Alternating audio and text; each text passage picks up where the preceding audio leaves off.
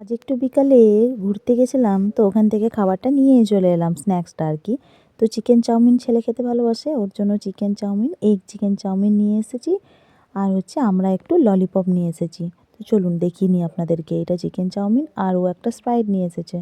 এত ঠান্ডাতেও বলছে স্প্রাইট খাবো, বলছে মা গরম করে খাবো। তো কী আর বলবো, খাক। আর এই দেখুন আমরা নিয়ে এসেছি ললিপপ। অনেক সুন্দর ছিল খেতে আর খুব টেস্টিও, আর পুরো স্পাইসি করেছে। ছেলে ভালো করে খেতে পারেনি, ও চিকেন চাউমিনটাও মজা করে খেয়েছে। আর আমরা ললিপপটা খেয়েছি।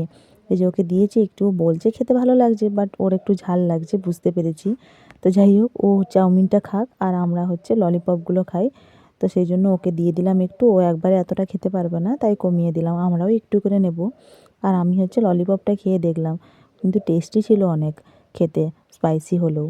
তো আমরা খাই। তো আপনাদের সবাইকে বাই বাই এখনকার মতন। পরে আবার দেখা হচ্ছে নতুন একটি ব্লগ নিয়ে। বাই।